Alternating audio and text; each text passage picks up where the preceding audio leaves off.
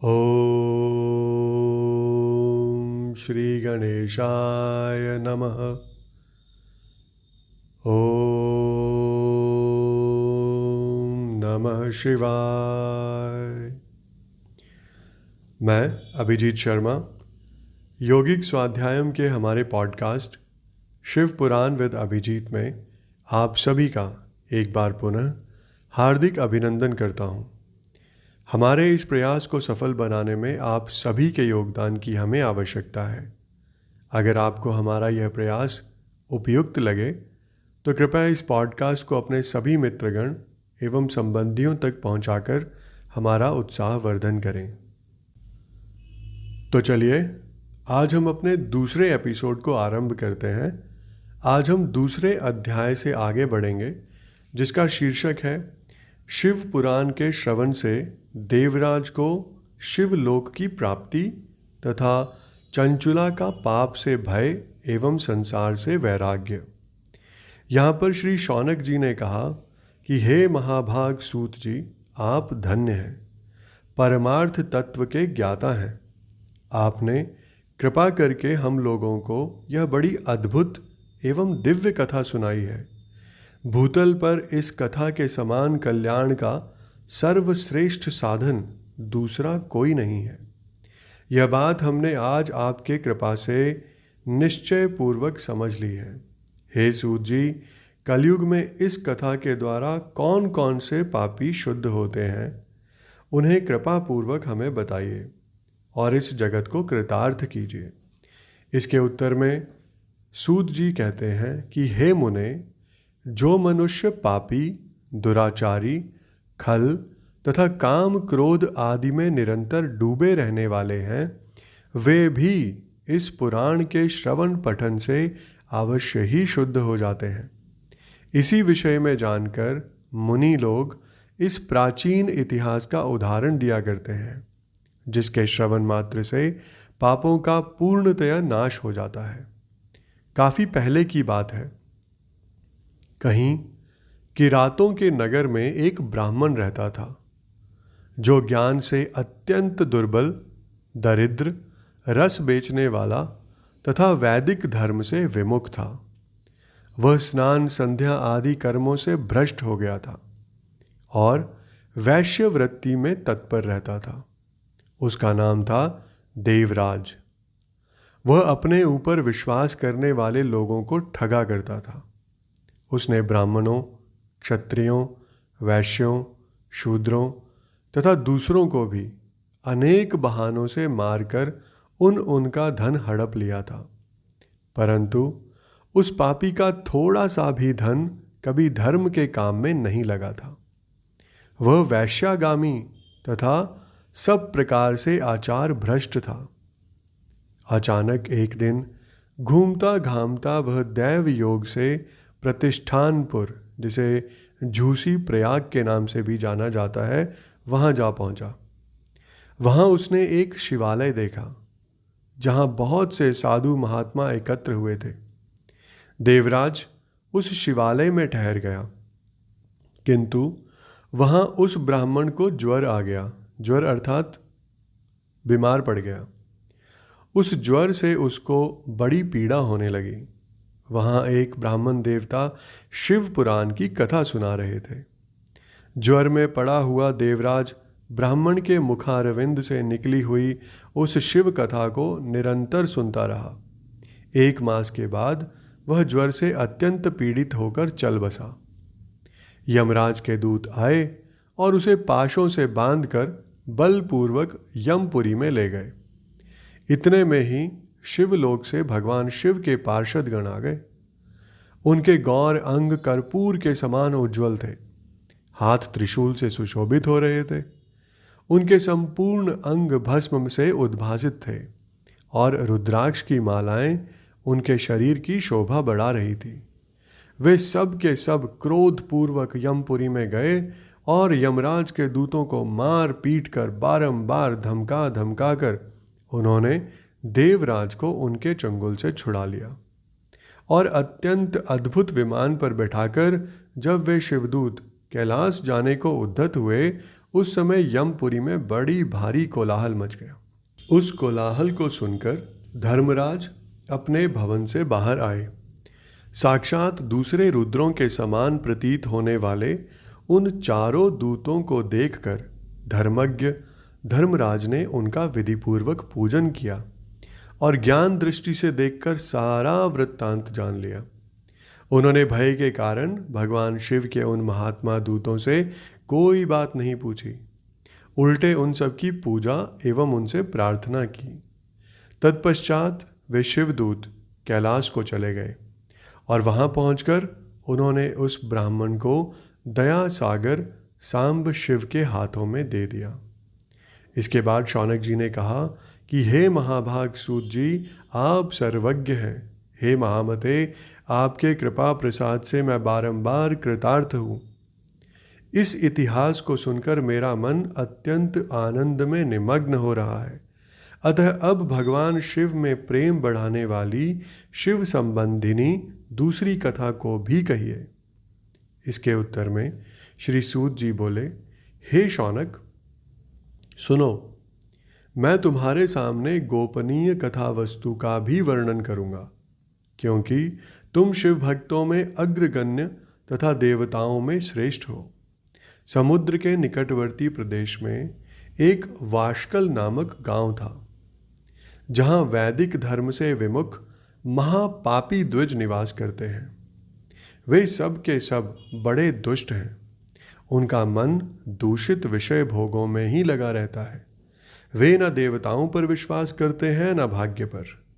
वे सभी कुटिल वृत्ति वाले हैं, किसानी करते हैं और भांति भांति के घातक अस्त्र शस्त्र रखते हैं। वे व्यभिचारी और खल हैं। ज्ञान, वैराग्य तथा सद्धर्म का सेवन ही मनुष्य के लिए परम पुरुषार्थ है, इस बात को वे बिल्कुल नहीं जानते। वे सभी पशु बुद्धि वाले हैं। जहाँ के द्विज ऐसे हों, वहाँ के अन्य वर्णों के विषय में क्या कहा जाए। अन्य वर्णों के लोग भी उन्हीं की भांति कुत्सित विचार रखने वाले स्वधर्म विमुख एवं खल हैं। वे सदा कुकर्म में ही लगे रहते हैं और नित्य विषय भोगों में ही डूबे रहते हैं। वहाँ की सब स्त्रियां भी कुटिल स्वभाव की हैं, स्वेच्छाचारिणी, पापासक्त, कुत्सित विचार वाली और व्यभिचारिणी हैं। वे सद्व्यवहार तथा सदाचार से सर्वथा शून्य हैं। इस प्रकार वहाँ दुष्टों का ही निवास है। उस वाशकल नामक ग्राम में किसी समय एक बिंदुक नामधारी ब्राह्मण रहता था। वह बड़ा अधम था, दुरात्मा और महापापी था। यद्यपि उसकी स्त्री बड़ी सुंदरी थी, तो भी वह कुमार्ग पर ही चलता था। उसकी पत्नी का नाम था चंचुला। वह सदा उत्तम धर्म के पालन में लगी रहती थी, तो भी उसे छोड़कर वह दुष्ट ब्राह्मण वैश्यागामी हो गया था। इस तरह कुकर्म में लगे हुए वह बिंदुक के बहुत वर्ष व्यतीत हो गए। उसकी स्त्री चंचुला काम से पीड़ित होने पर भी स्वधर्म नाश के भय से क्लेश सहकर भी दीर्घ काल तक धर्म से भ्रष्ट नहीं हुई, परंतु दुराचारी पति के आचरण से प्रभावित हो आगे चलकर वह स्त्री भी दुराचारिणी हो गई। इस तरह दुराचार में डूबे हुए उन मूढ़ चित्त वाले पति पत्नी का बहुत सा समय व्यर्थ ही बीत गया। तदनंतर शूद्र जातीय वैश्या का पति बना हुआ वह दूषित बुद्धि वाला दुष्ट ब्राह्मण बिंदुक समयानुसार मृत्यु को प्राप्त हो नरक में जा पड़ा। बहुत दिनों तक नरक के दुख भोगकर वह मूढ़ बुद्धि पापी विंध्य पर्वत पर भयंकर पिशाच हो गया। इधर उस दुराचारी पति बिंदुक के मर जाने पर वह मूढ़ हृदया चंचुला बहुत समय तक पुत्रों के साथ अपने घर में ही रही। एक दिन दैव योग से किसी पुण्य पर्व के आने पर वह स्त्री भाई बंधुओं के साथ गौकर्ण क्षेत्र में गई। तीर्थयात्रियों के संगम से उसने भी उस समय वहाँ जाकर किसी तीर्थ के जल में स्नान किया। फिर वह साधारणतया मेला देखने की दृष्टि से बंधुजनों के साथ यत्र तत्र घूमने लगी। घूमती घामती किसी देव मंदिर में गई और वहां उसने एक दैवज्ञ ब्राह्मण के मुख से भगवान शिव की परम पवित्र एवं मंगलकारिणी उत्तम पौराणिक कथा सुनी। कथावाचक ब्राह्मण कह रहे थे कि जो स्त्रियां पर पुरुषों के साथ व्यभिचार करती हैं, वे मरने के बाद जब यमलोक में जाती हैं, तब यमराज के दूत उनकी योनि में तपे हुए लोहे का पारीक डालते हैं। पौराणिक ब्राह्मण के मुख से यह वैराग्य बढ़ाने वाली कथा सुनकर चंचुला भय से व्याकुल हो वहां कांपने लगी। जब कथा समाप्त हुई और सुनने वाले सब लोग वहां से बाहर चले गए, तब वह भयभीत नारी एकांत में शिव पुराण की कथा बांचने वाले उन ब्राह्मण देवता से बोली। चंचुला बोली, हे ब्राह्मण, मैं अपने धर्म को नहीं जानती थी, इसलिए मेरे द्वारा बड़ा दुराचार हुआ है। हे स्वामिन, मेरे ऊपर अनुपम कृपा करके आप मेरा उद्धार कीजिए। आज आपके वैराग्य रस से ओतप्रोत इस प्रवचन को सुनकर मुझे बड़ा भय लग रहा है। मैं कांप उठी हूँ और मुझे इस संसार से वैराग्य हो गया है। मुझ मूढ़ चित्त वाली पापिनी को धिक्कार है। मैं सर्वथा निंदा के योग्य हूँ, कुत्सित विषयों में फंसी हुई हूँ और अपने धर्म से विमुख हो गई हूँ। हाय, न जाने किस किस घोर कष्टदायक दुर्गति में मुझे पड़ना पड़ेगा, और वहाँ कौन बुद्धिमान पुरुष कुमार्ग में मन लगाने वाली मुझ पापिनी का साथ देगा। मृत्युकाल में उन भयंकर यमदूतों को मैं कैसे देखूंगी। जब वे बलपूर्वक मेरे गले में फंदे डालकर मुझे बांधेंगे, तब मैं कैसे धीरज धारण कर सकूंगी। नरक में जब मेरे शरीर के टुकड़े टुकड़े किए जाएंगे, उस समय विशेष दुख देने वाली उस महायातना को मैं वहाँ कैसे सहूँगी। हाय, मैं मारी गई, मैं जल गई, मेरा हृदय विदीर्ण हो गया और मैं सब प्रकार से नष्ट हो गई, क्योंकि मैं हर तरह से पाप में ही डूबी रही हूँ। हे ब्राह्मण, आप ही मेरे गुरु हैं, आप ही माता और आप ही मेरे पिता हैं। आपकी शरण में आई हुई मुझ दीन अबला का आप ही उद्धार कीजिए, उद्धार कीजिए। सूत जी कहते हैं कि हे शौनक, इस प्रकार खेद और वैराग्य से युक्त हुई चंचुला ब्राह्मण देवता के दोनों चरणों में गिर पड़ी। तब उन बुद्धिमान ब्राह्मण ने कृपा पूर्वक उसे उठाया और फिर इस प्रकार कहा। ब्राह्मण बोले, हे नारी, सौभाग्य की बात है कि भगवान शंकर की कृपा से शिव पुराण की इस वैराग्य युक्त कथा को सुनकर तुम्हें समय पर चेत हो गया है। हे ब्राह्मण पत्नी, तुम डरो मत, भगवान शिव की शरण में जाओ। शिव की कृपा से सारा पाप तत्काल नष्ट हो जाता है। मैं तुमसे भगवान शिव की कीर्ति कथा से युक्त उस परम वस्तु का वर्णन करूँगा, जिससे तुम्हें सदा सुख देने वाली उत्तम गति प्राप्त होगी। शिव की उत्तम कथा सुनने से ही तुम्हारी बुद्धि इस तरह पश्चाताप से युक्त एवं शुद्ध हो गई है। साथ ही तुम्हारे मन में विषयों के प्रति वैराग्य हो गया है। पश्चाताप ही पाप करने वाले पापियों के लिए सबसे बड़ा प्रायश्चित है। सत्य पुरुषों ने सबके लिए पश्चाताप ही समस्त पापों का शोधक बताया है। पश्चाताप से ही पापों की शुद्धि होती है। जो पश्चाताप करता है वही वास्तव में पापों का प्रायश्चित करता है, क्योंकि सत्पुरुषों ने समस्त पापों की शुद्धि के लिए जैसे प्रायश्चित का उपदेश किया है, वह सब पश्चाताप से संपन्न हो जाता है। जो पुरुष विधिपूर्वक प्रायश्चित करके निर्भय हो जाता है पर अपने कुकर्म के लिए पश्चाताप नहीं करता, उसे प्रायः उत्तम गति प्राप्त नहीं हो पाती। परंतु जिसे अपने कुकृत्य पर हार्दिक पश्चाताप हो, वह अवश्य उत्तम गति का भागी होता है, इसमें कोई संशय नहीं है। इस शिव पुराण की कथा सुनने से जैसे चित्त शुद्धि होती है, वैसी दूसरे उपायों से नहीं होती।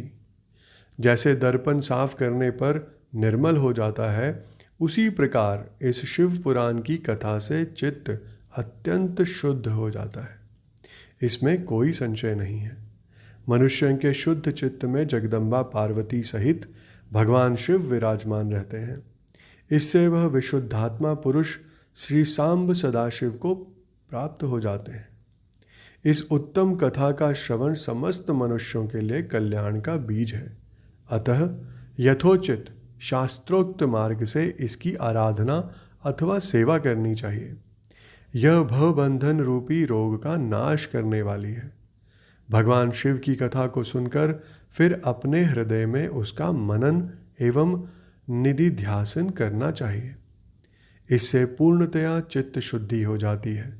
चित्त शुद्धि होने से महेश्वर की भक्ति अपने दोनों पुत्रों ज्ञान और वैराग्य के साथ निश्चय ही प्रकट हो आती है। तत्पश्चात महेश्वर के अनुग्रह से दिव्य मुक्ति की प्राप्ति होती है, इसमें कोई संशय नहीं है। जो मुक्ति से वंचित है उसे पशु समझना चाहिए, क्योंकि उसका चित्त माया के बंधन में आसक्त है। वह निश्चय ही संसार बंधन से मुक्त नहीं हो पाता। हे ब्राह्मण पत्नी, इसलिए तुम विषयों से मन को हटा लो और भक्ति भाव से भगवान शंकर की इस परम पावन कथा को सुनो। परमात्मा शंकर की इस कथा को सुनने से तुम्हारे चित्त की शुद्धि होगी और इससे तुम्हें मोक्ष की प्राप्ति हो जाएगी। जो निर्मल चित्त से भगवान शिव के चरणारविंदों का चिंतन करता है, उसकी एक ही जन्म में मुक्ति हो जाती है। यह मैं तुमसे सत्य सत्य कहता हूँ। इसके पश्चात सूत जी कहते हैं कि हे शौनक, इतना कहकर वे श्रेष्ठ शिव भक्त ब्राह्मण चुप हो गए। उनका हृदय करुणा से आर्द्र हो गया था। वे शुद्ध चित्त महात्मा भगवान शिव के ध्यान में मग्न हो गए। तदनंतर बिंदुक की पत्नी चंचुला मन ही मन प्रसन्न हो उठी। ब्राह्मण का उक्त उपदेश सुनकर उसके नेत्रों में आनंद के आंसू छलक आए थे। वह ब्राह्मण पत्नी चंचुला हर्ष भरे हृदय से उन श्रेष्ठ ब्राह्मण के दोनों चरणों में गिर पड़ी और हाथ जोड़कर बोली, मैं कृतार्थ हो गई। तत्पश्चात उठकर वैराग्य युक्त उत्तम बुद्धि वाली वह स्त्री, जो अपने पापों के कारण आतंकित थी, उन महान शिवभक्त ब्राह्मण से हाथ जोड़कर गदगद वाणी में बोली। चंचुला ने कहा, हे ब्राह्मण, शिव भक्तों में श्रेष्ठ, हे स्वामिन, आप धन्य हैं, परमार्थदर्शी हैं और सदा परोपकार में लगे रहते हैं, इसलिए श्रेष्ठ साधु पुरुषों में प्रशंसा के योग्य हैं। हे साधो, मैं नर्क के समुद्र में गिर रही हूँ, आप मेरा उद्धार कीजिए, उद्धार कीजिए। पौराणिक अर्थ तत्व से संपन्न जिस सुंदर शिव पुराण की कथा को सुनकर मेरे मन में संपूर्ण विषयों से वैराग्य उत्पन्न हो गया है, उसी इस शिव पुराण को सुनने के लिए इस समय मेरे मन में बड़ी श्रद्धा हो रही है। इसके पश्चात सूत जी कहते हैं कि ऐसा कहकर हाथ जोड़ उनका अनुग्रह पाकर चंचुला उस शिव पुराण की कथा को सुनने की इच्छा मन में लिए उन ब्राह्मण देवता की सेवा में तत्पर हो वहीं पर रहने लगी।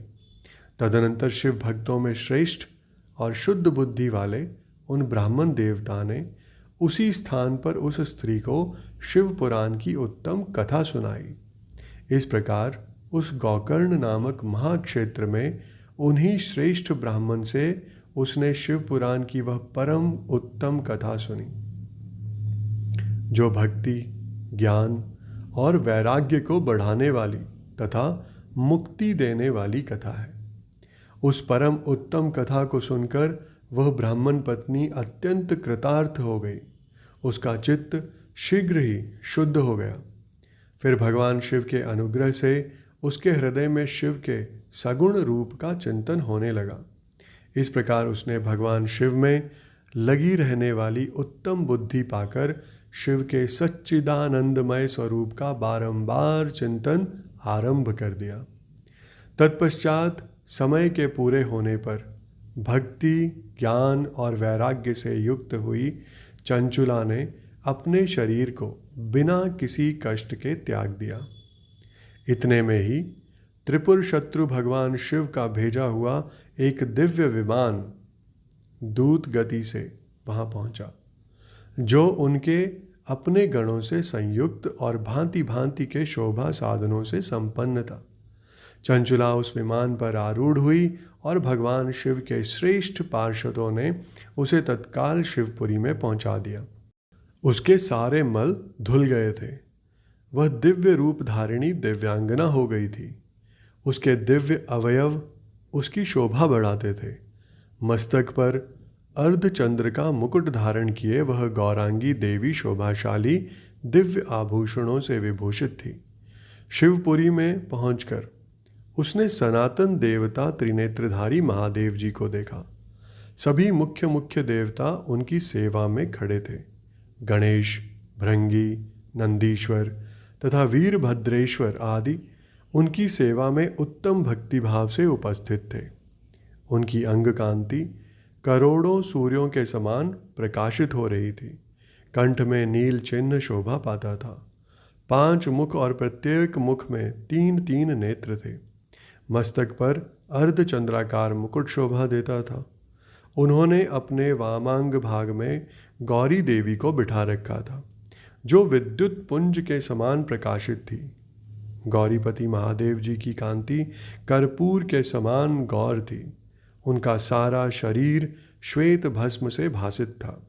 शरीर पर श्वेत वस्त्र शोभा पा रहे थे। इस प्रकार परम उज्ज्वल भगवान शंकर का दर्शन करके वह ब्राह्मण पत्नी चंचुला बहुत प्रसन्न हुई।